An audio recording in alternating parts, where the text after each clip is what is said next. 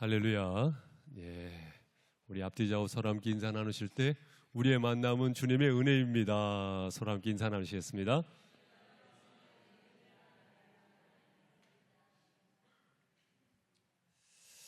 예, 요즘에 핫 이슈가 무엇이 있습니까? 아마 여러 가지가 있을 수 있겠지만 이번에 파리 올림픽 이렇게 끝나게 되면서 메달을 32개를 우리나라에서 땄더라고요. 그래가지고 종합 8위 이렇게, 그러니까 206개국 중에 8위 한 거 정말 잘한 거예요. 왜 1등 못했디야 이렇게 생각하지 마시고 206개가 나라 중에 8위 했다는 건 사실 대단한 것 아니겠습니까? 우리 잠깐 한번 그 영상 한번 보시고 오늘 말씀을 좀 전개했으면 좋겠어요. 한번 영상 함께 보셨겠지만 한번 보도록 하시겠습니다. 스포츠입니다. 오늘 막을 내린 파리올림픽에서 우리나라는 종합순위 8위를 차지했습니다. 48년 만에 최소 규모로 출전해 역대 최다 타인 13개의 금메달을 따낸 역대급 성적으로 지구촌 축제를 마무리했습니다. 파리에서 하성룡 기자입니다. 48년 만에 최소 규모인 144명의 선수들은 말 그대로 소수정의 팀 코리아였습니다. 무기 종목 활칼 총이 금빛 레이스를 이끌며 쉼없이 메달을 수확해 금메달 5개, 종합 15위 목표치를 훌쩍 뛰어넘었습니다. 세계 최강 양궁은 금메달 5개를 싹쓸이하며 신궁 코리아의 위력을 세계에 뽐냈고, 나란히 3관왕에 오른 김우진과 임시연은 한국 선수단 남녀 MVP에 선정됐습니다. 파리올림픽에서 상관왕을 또 할 수 있게 돼서 너무 영광이고요. 이게 되네요. 펜싱 대표팀은 남자 사브르 에이스 오상욱의 금빛 찌르기로 종조국 프랑스 하늘에 태극기를 2번이나 휘날렸고, 금메달 3개, 은메달 3개를 명중한 명탁술의 활약에 한국 사격은 새 역사를 썼습니다. 28년 만에 배드민턴 여자 단식 금메달을 따내며 힘차게 포효한 안세영과 도쿄 노골드의 부진을 털고 금메달 2개로 다시 날아오른 한국 태권도까지 팀 코리아는 눈부신 활약으로 2008년 베이징, 2012년 런던과 최다 타이인 금메달 13개를 따내는 파리 신화를 이뤘습니다. 샛별들의 활약에 미래가 더 밝아졌습니다. 16살 반효진과 오예진, 양지인 등 2000년대생 금메달 3총사는 한국 사격의 새 희망으로 떠올랐고, 금빛 발차기로 종조국의 자존심을 세운 박태준과 김유진, 도쿄에서 삐약이 신드롬을 일으켰던 20살 신유빈의 눈부신 성장은 밝은 미래를 약속했습니다. 카리스마 넘치는 사격 모습으로 세계의 시선을 사로잡은 김혜지의 은빛 총성을 비롯해 은메달과 동메달까지 총 32개의 메달을 수확한 우리 선수단은 1988년 서울 올림픽 이후 가장 많은 메달을 따냈던 2008년 베이징 올림픽의 기록과 어깨를 나란히 했습니다. 사실 사격 같은 경우는 전부 다 젊은 층으로 다 변신을 했고요. 유도, 수영 이런 종목들이 전부 다 세제 교체가 돼서 한국 엘리트 체육을 이끌고 나갈 그런 이렇게 자양분이 될 수 있는. 소수정의 팀 코리아가 열정과 투혼으로 일군 파리 신화는 한국 올림픽사에 오래 기억될 것입니다. 파리에서 SBS 하성룡입니다. 금메달 같은 경우에 일시불로 6,300만 원이 딱 나오더라고요. 그리고 또한 매월마다 연금이 이제 100만 원씩 이렇게 주어지게 되는 영광스러운 메달이죠. 그런데 사실 이 값어치뿐만이겠습니까? 평생도록 따라다니는 것이 무엇입니까? 메달리스트가 되었다. 평생 동안 따라다니는 것이 아니겠습니까? 비교하기가 쉽지는 않지만 여기에서 한번 도입하면서 우리가 가지고 있는 영광이 얼마나 큰 것인가를 생각해 보기를 원하는 것이죠. 마태복음 13장 44절 말씀에 보면 천국은 마치 밭에 감추인 보화와 같으니 사람이 이를 발견한 후 숨겨두고 기뻐하여 돌아가서 자기의 소유를 다 팔아 그 밭을 사느니라. 자기의 소유를 다 팔아가지고 그 밭을 사버렸어요. 왜요? 보화 때문에. 보화를 얻게 되어지는 그 영광이 그 무엇보다 크다는 것이죠. 올림픽에서의 메달은 자기의 수고와 그리고 땀 흘린 대가로 주어지는 것이지만, 그러나 여기에서 말하는 이 보화는 전적으로 주어지는 거저 은혜죠. 은혜죠. 중요한 것은 무엇입니까? 받아들이는 것입니다. 받아들이는 것입니다. 요한복음 1장 12절 말씀해 보니 영접하는 자, 곧 그 이름을 믿는 자들에게는 하나님의 자녀가 되는 권세를 주셨으니. 영접하는 것입니다. 받아들이는 것입니다. 믿음이 뭐예요? 받아들이는 것입니다. 그것을요, 받아들이기 어려워했었던 한 사람이 있어요. 그 사람이 누구냐면요, 오늘 본문 말씀 속에서의 도마입니다. 도마. 이 도마가 오늘 도마 위에 올라갑니다. 이 도마예요. 도마는 도대체 받아들일 수가 없었던 거예요. 무엇을 받아들일 수가 없었느냐? 글쎄, 우리 예수님께서 십자가에 피 흘려 죽으시고 부활하셨잖아요. 부활하신 주님께서 제자들의 모임 가운데 현현하신 것입니다. 그런데 그 현장 가운데 도마가 빠져 있었어요. 제자들은 이야기합니다. 도마에게 우리가 주를 만났다. 도대체 그것에 대하여 수긍할 수가 없었던 도마는 내가 그 예수님의 못자국을 보고 창자국에 내 손을 푹 집어넣어 보지 않고서는 내가 도대체 받아들일 수 없다.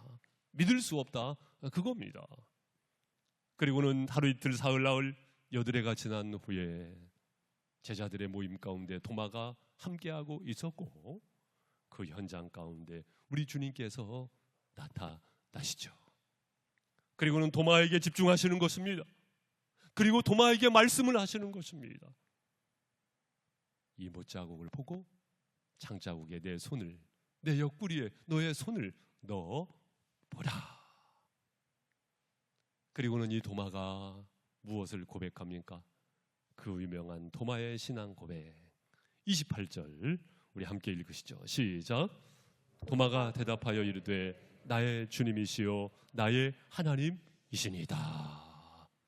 나의 주님이시요 나의 하나님이시니이다. 다른 사람의 남의 주님이 아니고 나의 주님. 여러분의 주님 맞습니까? 도마의 신앙 고백이 여러분의 신앙 고백과 같이 나의 주님이시요 나의 하나님이십니다. 이것을 고백하고 있는 것이죠. 이 고백이 있다고 한다면 어떻습니까? 신앙의 고백으로서의 무엇을 받습니까? 침례를 받습니다. 세례 혹은 침례를 받습니다. 예수님께서 나를 위하여 피 흘려 십자가에 죽으셨고 사흘 만에 부활하신 것, 죽음의 권세에 묶여 있지 않고 부활하신 것을 믿으면서 나는 예수님과 함께 죽었고 예수님과 함께 부활합니다. 이 신앙의 고백으로서 침례를 받지요. 그리고 실제로 성경에 보면 침례를 받는 사례들을 잠시 언급을 해보자고 한다면 빌립이 에디오피아 내시에게 복음을 전하죠. 그렇게 되면서 사도행전 8장 35절 36절 말씀에 보니까 빌립이 입을 열어 이 글에서 시작하여 예수를 가르쳐 복음을 전하니 길 가다가 물 있는 곳에 이르러 그 내시가 말하되 보라 물이 있으니 내가 침례를 받음에 무슨 거리낌이 있느냐. 복음을 듣고 받아들인 내시에게요 길가에서 그냥 침례 주는 거예요. 곧바로 침례를 주는 것입니다. 베드로 같은 경우에도 사도행전 10장 47절 48절 말씀에 보니 고넬료의 환상 이후로 이방인에게 복음을 전하게 되어지는데 성령이 임하게 되죠. 그들 향해서 침례를 줍니다. 베드로가 침례를 줘요. 그리고 사도행전 16장 14절 15절 말씀에 보면 두아디아시아에 있는 자색 옷감 장사로서 하나님을 섬기는 루디아라 하는 한 여자가 말을 듣고 있을 때에 주께서 그 마음을 열어 바울의 말을 따르게 하신지라. 그와 그 집이 다 침례를 받고 우리에게 청하여 이르되 만일 나를 주 믿는 자로 믿거든 내 집에 들어와 유하라 하고 강권하여 머물게 하니라. 강가에서 빨래를 하고 있었던 여인이 복음을 듣고 받아들이게 되어지면서 그와 그 가족이 침례를 받게 되는 것이죠. 또한 사도행전 16장 32절 33절 말씀에 보면 빌립보 감옥에서 그 감옥을 지키던 간수가 주 예수를 믿으라 그리하면 너와 내 집이 구원을 얻으리라. 이 복음을 듣고 어떻게 합니까? 침례를 받습니다. 그뿐만 아니라 그의 가족이 침례를 받습니다. 복음을 듣고 마음이 동한 후에, 결단이 있은 후에 곧바로 침례를 받게 된다는 것이죠. 마태복음 28장 19절 20절 말씀 우리 같이 읽어보죠. 시작. 그러므로 너희는 가서 모든 민족을 제자로 삼아 아버지와 아들과 성령의 이름으로 침례를 베풀고 내가 너희에게 분부한 모든 것을 가르쳐 지키게 하라.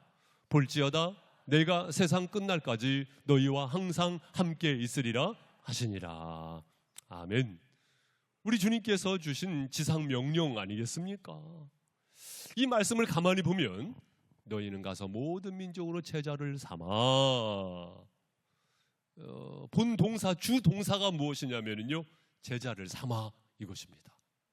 그리고 이 주 동사를 돕는 보조 동사라고 말할 수 있는 분사가 무엇이냐면요, 아버지와 아들과 성령의 이름으로 침례를 주고 내가 너에게 분부한 모든 것을 가르쳐 지키게 하라. 그러니까 이 문장에서 가장 주님께서 하고 싶은 말씀은 뭐예요? 제자 삼으라, 그거예요. 제자 삼으라. 이것이 주동사입니다. 그리고 이 주동사를 돕는 분사가요, 침례 주고 가르쳐 지키게 하라, 그거예요. 따라서 제자를 삼으라, 그거예요. 제자를 삼는 구체적인 방법은 뭐예요? 먼저는 침례를 주고 이어서는 가르쳐 지키게 하는 것, 바로 그것입니다. 다 가르쳐 지키게 한 다음에 침례 주는 것이 아니고요, 죄사함의 고백, 이 확신 가운데 침례를 받고 그리고는 지속적으로 가르쳐 지키게 하라. 주님의 말씀을 따라가는 행위가 이어져야 하는 것이죠. 할렐루야. 먼저 예수를 영접하십시오. 따라해보세요. 예수를 영접하라. 그렇죠. 신앙생활은요, 예수를 영접함으로 BC와 AD가 나누어지는 것이죠. 영접하는 자, 곧 그 이름을 믿는 자들에게는 하나님의 자녀가 되는 권세를 주셨으니. 그렇다면 그 예수님은 어떤 예수님이십니까? 우리가 영접하는 예수님, 여러분 이미 예수님을 영접하셨으면 아멘? 아멘. 우리는 어떤 예수님을 영접했습니까? 크게 두 가지로 말씀을 드릴 수가 있겠네요. 첫 번째로는요, 구세주이신 예수 그리스도이십니다. 따라해 보시죠. 구세주이신 예수 그리스도. 예, 구원자이신 예수 그리스도라는 말씀이죠. 마태복음 1장 21절 말씀에 보니까 예수는 자기 백성을 그들의 죄에서 구원할 자이심이라라. 어디에서 구원할 자이심이라라? 죄에서.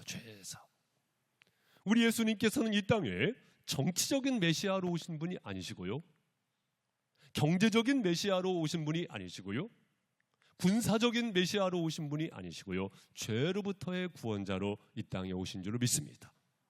죄로부터의 구원자로 내 인생 속에 찾아오신 줄로 믿습니다. 그 예수님을 믿음으로 말미암아 죄사함을 받는 것입니다. 하나님의 구원의 방법은 정치적인 완성을 통하여 이루어지는 것이 아니고요, 경제적인 추구를 통해서 이루어진 것이 아니고요, 군사적인 완벽을 통해서 이루어진 것이 아니고 죄사함을 통하여서 하나님의 사랑의 완성이 이루어진 줄로 믿습니다. 하나님이 세상을 이처럼 사랑하사 독생자를 주셨으니 인 그를 믿는 자마다 멸망치 않고 영생을 얻게 하려 하심이라. 인간 스스로가 죄를 해결할 수 없기 때문에 하나님의 독생자이신 예수 그리스도를 이 땅에 내 인생 가운데 보내심으로 나는 그것을 받아들임으로, 다시 말씀드리면 믿음으로 구원을 받게 됩니다. 여기에서 인간의 공로는 없죠. 인간의 공로는 없습니다. 그러니까 예수님께서 십자가에 피 흘려 죽으실 때 한편에 있던 강도까지도 구원을 받잖아요. 인간의 공로라고 한다면 어떻게 강도가 구원받을 수 있겠어요? 여기에서 나가는 퀴즈. 왼쪽 강도가 구원받았을까요? 오른쪽 강도가 구원받았을까요? 정답은요, 모릅니다입니다. 성경에는 오른편인지 왼편인지 안 나와요. 어쨌건 간에 한편 강도가 오늘 내가 나와 함께 낙원에 있으리라. 구원을 받잖아요. 인간의 공로로 구원받는 것이 아니거든요. 구원자이신 예수 그리스도의 피 공로로 구원을 받는 것이거든요. 에베소서 2장 8절 말씀, 너희는 그 은혜에 의하여 믿음으로 말미암아 구원을 받았으니 이것은 너희에게서 난 것이 아니요 무엇이에요? 하나님의 선물이라. 행위에서 난 것이 아니니 이는 누구든지 자랑하지 못하게 함이라. 여러분, 우리 예수님은 구원자 되신 예수 그리스도이신 줄로 믿습니다. 구원자 되신 예수 그리스도를 우리는 영접한 것이죠. 또한 그 예수님은 어떤 분이십니까? 따라해 보십시오. 주님이신 예수. 예, 그분은 나의 주님이십니다. 오늘 본문 말씀의 28절 말씀에서 도마의 신앙 고백과 같이 나의 주, 나의 하나님이시니이다. 바로 로드십, 주님의 주님 되심을 고백하고 있다, 그 말씀입니다. 언젠가 말씀드렸습니다마는 구세주이신 예수 그리스도, 바로 세이비어라는 단어, 구원자라는 단어는 24번 사용되고 있는가에 비해서 바로 주님, 이 고백은요 433번 나오고 있어요. 따라서 구원자이신 예수 그리스도, 이것은 전폭적인 진실된 고백을 통해서 이루어지는 것인데요, 주님이신 예수 그리스도, 이것은요 성경에서 더더욱 강조하고 있는 사항 아니겠습니까? 우리의 삶의 주인, 인생의 주인으로 우리는 예수님을 영접하게 된 것이죠. 고린도전서 12장 3절 말씀에 보니까 그러므로 내가 너희에게 알리노니 하나님의 영으로 말하는 자는 누구든지 예수를 저주할 자라 하지 아니하고 또 성령으로 아니하고는 누구든지 예수를 주시라 할 수 없느니라. 성령께서 내 안에 일하시고 역사하심으로 인하여서 우리는 예수님을 나의 주님이라고 고백할 수 있게 된 것이죠. 여러분, 예수님께서 여러분의 주님 맞습니까? 아멘. 이것도 사실 하나님의 은혜예요. 성령의 역사로 그 고백이 있게 된 것입니다. 예수님은 나의 주님이십니다. 이 고백이 있기 때문에 내 정욕을 따라가지 않습니다. 예수님은 나의 주님이십니다. 이 고백이 있기 때문에 내 경험을 앞세우지 아니합니다. 예수님은 나의 주님이십니다. 이 고백이 있기 때문에 내 철학이, 그리고 또한 나가 가지고 있었던 모든 주장이 앞서지 아니합니다. 주님의 주님 되심을 인정하고 고백하는 것이죠. 그 주님과 딱 붙어 사시기를 주님의 이름으로 축복합니다. 이때 열매가 있죠. 요한복음 15장 5절 말씀에 나는 포도나무여 너희는 가지니 저 안에 내가 저 안에 있으면 이 사람은 과실을 많이 맺나니 너희가 나를 떠나서는 아무것도 할 수 없습니다. 요한복음 10장 10절 말씀에 내가 온 것은 양으로 생명을 얻게 하고 더 풍성히 얻게 하려 하심이라. 더 풍성히 얻게 하려 하심이라. 그렇습니다. 양이 어떻게 목자와 떨어질 수 있겠습니까? 가지가 어떻게 나무에게 떨어질 수가 있겠습니까? 딱 붙어 살 때 열매가 있게 될 줄로 믿습니다. 예수님은 그 주님이십니다. 구원자가 되시고 진정 나의 주인이 되신다, 그 말씀입니다. 그렇다면 그 주님 안에서 나는 누구일까요? 나는 누구일까요? 주님 안에서 발견되어진 영적 재발견이라고 설명드릴 수 있을까요? 나는 누구입니까? 이 질문에 대해서는 연속적으로 마태복음 25장 말씀을 우리가 상기할 필요가 있다고 봅니다. 마태복음 25장 14절 15절 말씀에 보면 또 어떤 사람이 타국에 갈 때 그 종들을 불러 자기 소유를 맡김과 같으니 각각 그 재능대로 한 사람에게는 금 5달란트를, 한 사람에게는 금 2달란트를, 한 사람에게는 금 1달란트를 맡겼다. 여러분, 그 종을요 믿어주고 신뢰하는 가운데 맡겨줬어요. 무엇을 말씀드리고자 하는 것입니까?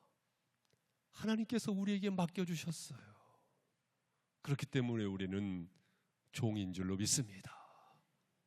거듭난 인생, 새롭게 살게 되어진 인생, 이 모든 것은 하나님께서 우리에게 맡겨주신 은혜입니다 라는 고백 속에서 우리는 종된 생애를 살아가야 하겠습니다. 그런데 그 종은요 그냥 종이 아니에요. 따라해 보세요. 청지기. 그냥 종이 아니고요 청지기적 종이라는 말씀입니다. 종이나 청지기나 똑같은 것 아닙니까? 뭐 똑같다고 같은 선상에 두고 놀 수도 있지만 조금 구분해서 설명드릴 수는 있어요. 똑같은 종이지만 청지기적 종이란 무엇이냐면요, 그렇잖아요. 누가 맡겨주셨어요? 주님이 맡겨주셨잖아요. 따라서 맡겨진 것에 대하여 주님 의식을 가진 종이 청지기입니다, 여러분. 주인 의식을 가진 종이 청지기입니다. 그냥 종이 아니에요. 주인 의식을 가진 종입니다. 그렇기 때문에 청지기입니다. 젊음을 살아갈 때도 주님께서 나에게 맡겨주셨다는 것을 인정하고 고백하면서 젊음의 때를 살아가며, 인생의 황혼을 걸어갈 때도 주님께서 나에게 맡겨주셨다는 종된 의식, 청지기적 의식을 가지고 우리는 믿음의 삶을 열어가야 하겠습니다. 식당을 가더라도요 가만히 보면은요, 이분이 종업원이신지 이분이 이 식당의 주인인지 구분이 되시던가요? 안 되시던가요? 구분이 되죠. 가만히 보면은 구분이 되죠. 그런데 주인의식을 가지고 믿음의 삶을 우리가 살아간다고 한다면은요, 여러분, 하나님 앞에 더 큰 기쁨과 영광이 될 줄로 믿습니다. 제가 부교육자 시절을 보낼 때 여의도 교회에서 종종 담임이셨던 한기만 목사님, 지금은 고인이 되셨지만 종종 하셨던 말씀이 뭐냐면은, 시키는 것만 하면 종이지만 알아서 하면 주인이야, 이 말씀을 자주 하셨어요. 그렇죠. 여러분, 우리는 하나님의 종인 줄로 믿습니다. 율법을 따라가는 것이 아니고 하나님께서 우리에게 은혜를 베풀어 주셨고 은혜에 대한 감사함을 가지고 주님 앞에 기쁨과 영광의 삶을 살고자 하는 그 종된 청지기적 삶을 살아가야 한다고 믿습니다. 사도 바울이 빌립보서 1장 1절 말씀에 보니까 자신을 가리켜서 그리스도 예수의 종 바울과 디모데는 자신의 정체성을 종이라고 소개하고 있습니다. 여러분, 우리는 주님을 영접한 종인 줄로 믿습니다. 저도 종이고, 채은 종이잖아요. 여러분 한 분 한 분도 종입니다. 그래서 종된 마음으로 이 시간 하나님의 말씀을 전하고 있고요. 여러분도 마찬가지죠. 누군가에게 복음을 전할 수 있습니다. 종된 마음으로 복음을 전하실 수 있기를 바랍니다. 꼭 구두를 통해서만, 소리를 통해서만 전할 수 있는 것도 아니죠. 믿음의 향기를 바람으로써 여러분이 그 삶 자체가 복음이 됨으로 인하여서 복음을 전할 수 있지요. 교회에서 봉사를 하는 것도 마찬가지 아니겠습니까? 주방에서 열심히 섬기시는 분도, 또 우리가 깨끗한 환경 속에서 예배할 수 있는 것도 누군가 청소를 해주셨기 때문이거든요. 그렇게 종됨으로 사는 것입니다. 자주 말씀을 드립니다마는 우리의 믿음, 우리의 신앙생활은 교회 담장 안에만 머물러서도 안 되겠죠. 우리가 세상 속에서, 따라해 보시오. 세상 속에서, 우리가 세상 속에서 항상 자각해야 할 것은 무엇입니까?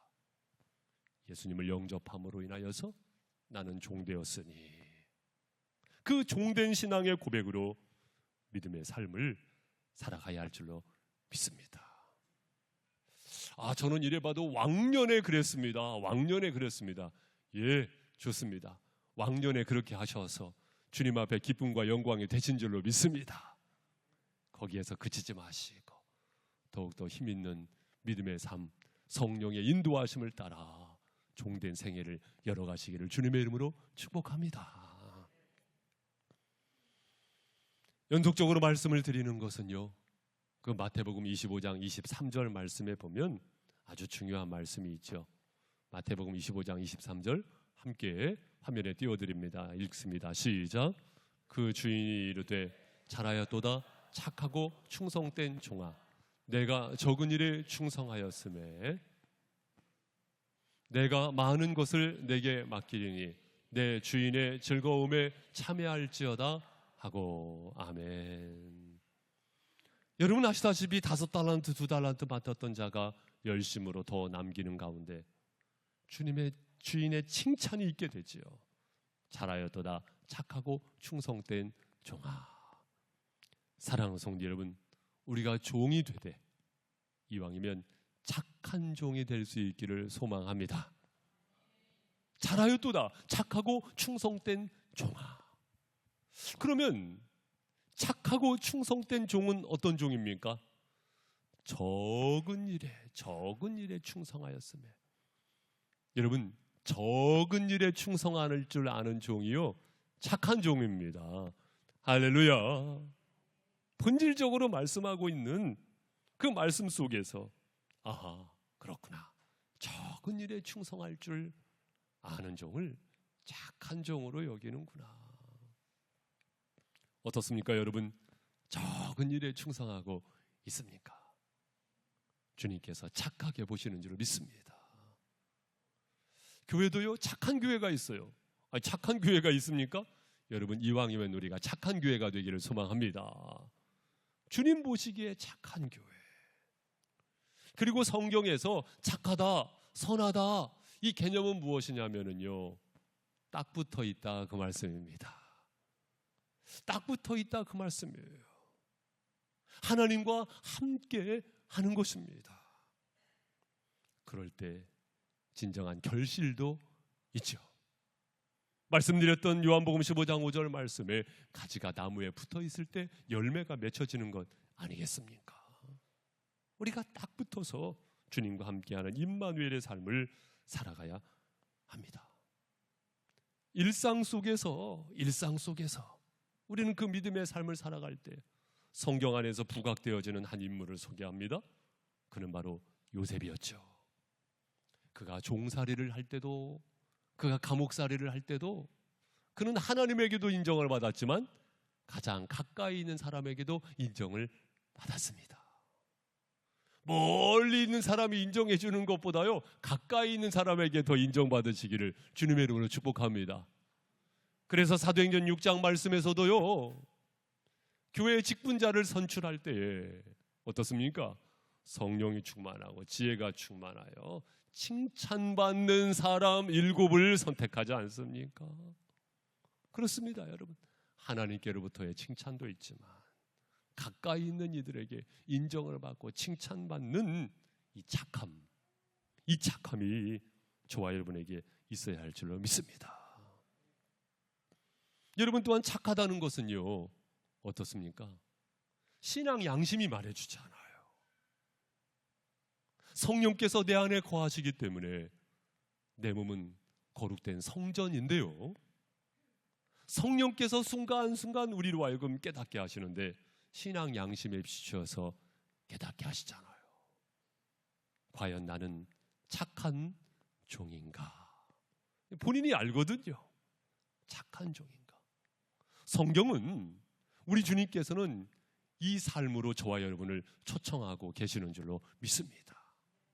착한 종으로 오른뺨을 때리거든 왼뺨을 돌려대라. 오른손이 하는 일을 왼손이 모르게 하라. 말씀 지점에서 우리를 초청하고 있는 삶은 무엇입니까? 착한 종이 되어라. 착한 종이 되어라. 사랑하는 성도 여러분, 이왕이면 주님께서 인정하시는 믿음의 삶, 딱 한 번 살기 때문에 일생인데 그 일생을 살아가는 모든 날들이 착한 종으로서의 믿음의 삶이 되기를 다시 한번 이 시간 발걸음을 내딛는 또 다른 시작이 되시기를 주님의 이름으로 축복합니다. 그 생애야말로 진정 영광스러운 생애인 줄로 믿습니다. 사랑하는 성도 여러분, 비단 올림픽에서 메달을 따는 것만 영광스럽습니까? 그것 이상으로 진정한 보화가 되시는 예수 그리스도를 영접하게 되어진 것, 그것이야말로 큰 영광인 줄로 믿습니다. 그래서 우리는 이 고백을 할 수가 있습니다. 나의 주, 나의 하나님이십니다. 사랑하는 성도 여러분, 혹여나 아직까지 예수 그리스도를 나의 주님으로 영접하지 아니하신 분이 있다고 한다면, 그렇습니다. 내가 주인 되지 아니하고 예수님을 나의 주님으로 영접합니다. 이 은혜의 시간이 되실 수 있기를 바랍니다. 또한 예수 그리스도를 나의 주님으로 영접하셨다고 한다면 종된 생애를 살아가시되 착한 종으로서의 주님의 인도하심을 따라 살아가시는 믿음의 삶을 여실 수 있기를 주님의 이름으로 축복합니다. 성령께서는 보혜사, 즉 파라클레토스, 돕는 영이십니다. 선한 의지를 가지고 믿음의 발걸음을 뗄 때에 성령께서 도우실 줄을 믿습니다. 성령의 도우심 안에서 형통함이 있으시고 결실하는 인생이 되시기를 주님의 이름으로 축복합니다. 기도하겠습니다.